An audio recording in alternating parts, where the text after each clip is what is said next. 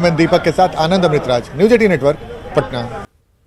और जहरीली शराब से लगातार मौत के बाद प्रशासन का अभियान जारी है। पूर्वी चंपारण के हरसिद्धि के दामोवृत्ति गांव में जब छापेमारी कर करीब 3000 लीटर शराब बरामद की गई और साथ ही शराब की कई भट्टियां भी ध्वस्त की गई। पुलिस को खबर मिली थी कि गांव में बड़े पैमाने पर शराब बनाई जा रही है, जिसके बाद छापेमारी की गई। हालांकि धंधेबाज फरार हो गए और कारोबारियों की पहचान की कोशिश लगातार जारी है। और इसके अलावा सुगौली में भी भारी मात्रा में स्प्रिट बरामद की गई है और 3 लोगों को गिरफ्तार भी किया गया इस पूरे मामले में।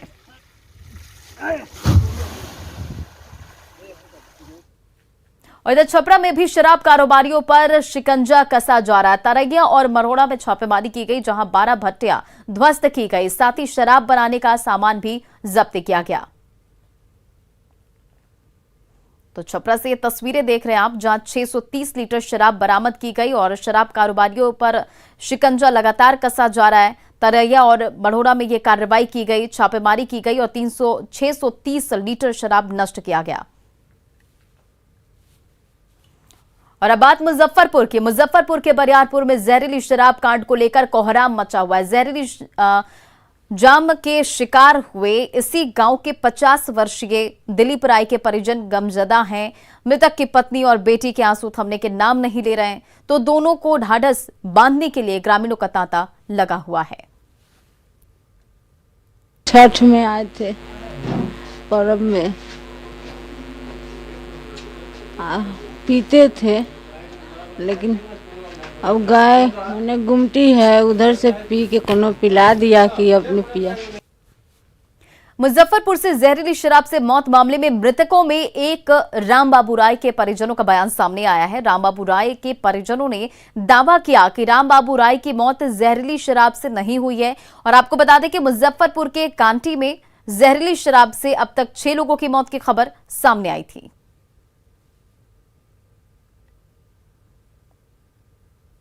शराबबंदी वाले बिहार में जहरीली शराब से लगातार मौत हो रही है और ऐसे में मुजफ्फरपुर के कांटी से जो खबर आई वो बेहद चौंकाने वाली थी।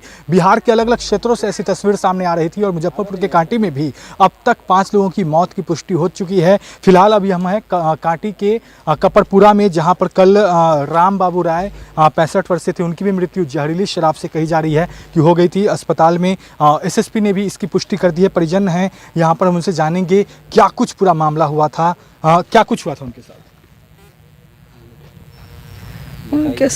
उनका एक बार एक अथी हो गया, दर्द हुआ, एक बार एक दर्द हुआ, उनका छनमनी हो गया, कपड़ा उपड़ा मतलब कपड़ा पूरा फाड़ने लगे अपने शरीर में दर्द हो गया।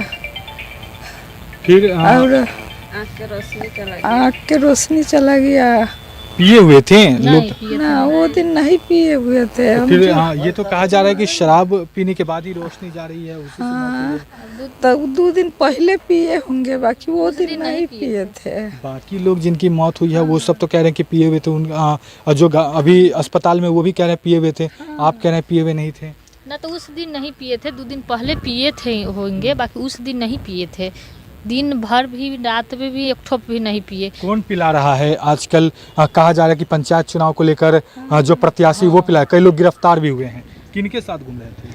अब देखिए, हम नाम कैसे कर दे? हम लोग तो बहू है, घर में रहते हैं, वो साइकिल से निकलते थे। अब किसके साथ रहते थे अब हम कैसे कहेंगे?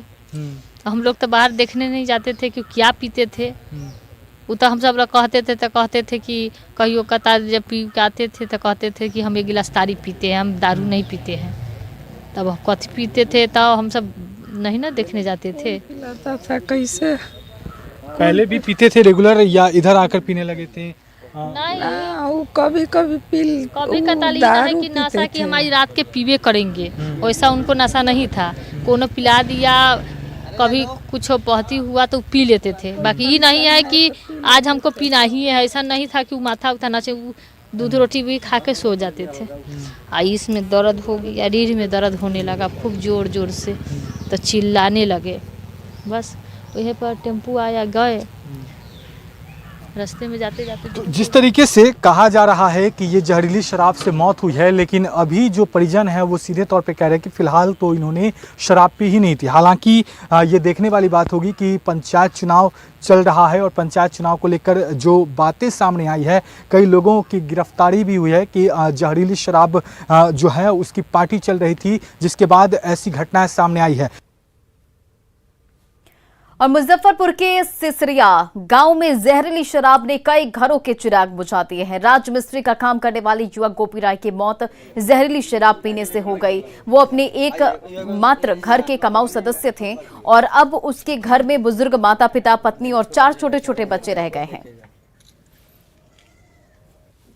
अबैले घरे तरही फूल दुकान गैया अबैले आयलक गैया कैसन दो मन करैया सूत रहलक, सुतलक तब 3 बेर 4 बेर पुतो उठैलक त ना उठलक।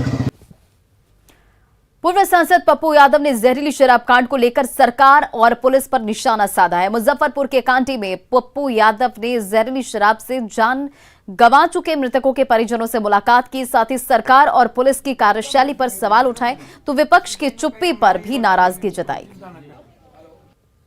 झाड़ू आप दुमाला से दीजिएगा कि झाड़ू नीचे से ऊपर दीजिएगा? सर, माफियाओं के खिलाफ जंग लड़ने की जरूरत है। माफिया या तो शमशान हो, या तो बिहार से बाहर हो, या तो शूट एंड साइट हो।